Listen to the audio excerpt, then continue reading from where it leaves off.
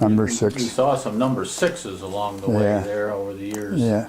I still got the racing helmet in the garage. Number 6. No, you're really. Do you really? We need to get a picture of that, Greg. We need to make sure we get this documented here. Tell us about the helmet. It looks like a football helmet. Was this was this a normal I think it's for racing. just racing? I think so. Yeah.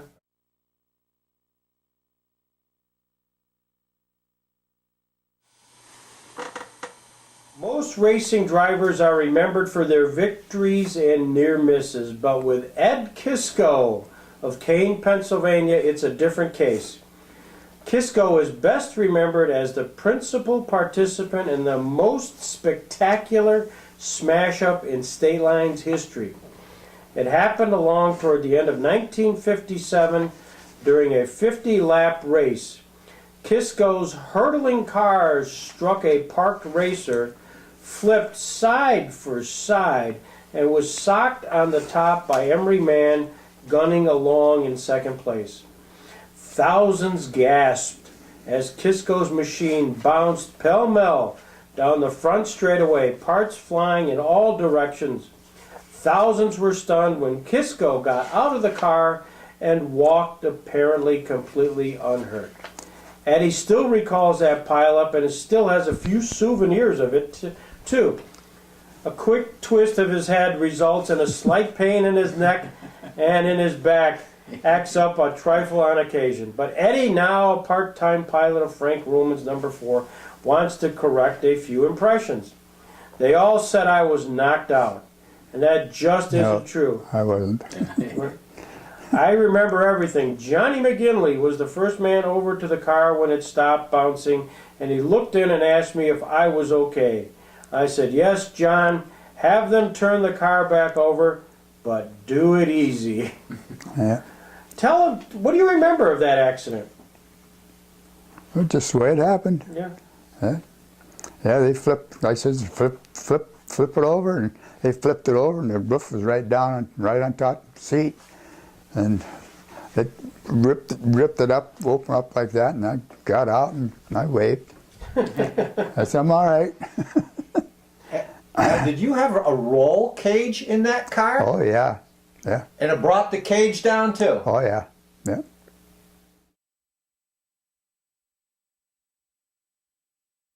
I was just driving like this, and it was almost to the end, and I was looking to see what flag they were going to put out.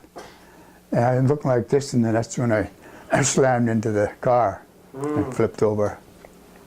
Because it was about 2 or 3 laps to go, and I thought, "Jesus, is that one lap to go or 2 laps to go, or what it was?" And I just kept looking and looking.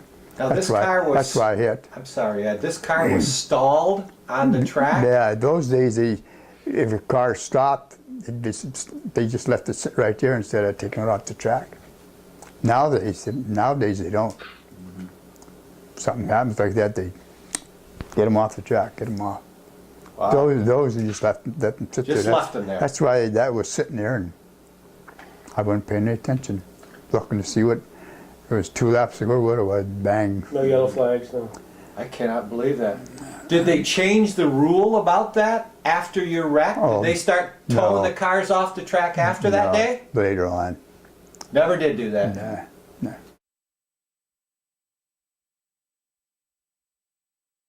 Racing car was in Kane. Yeah. Yeah. Hook them up and tow them up. Yeah, and you were mentioning the fact of the every time they would introduce Squirt Johns. What would they say about Squirt Johns? Faraway, Squirt Johnson, Faraway Brockway. Yeah.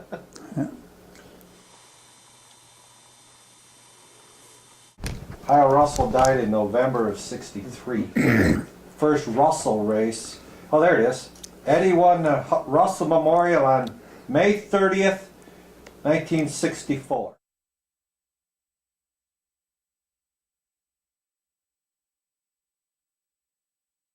You drove in a lot of interesting cars. Yeah.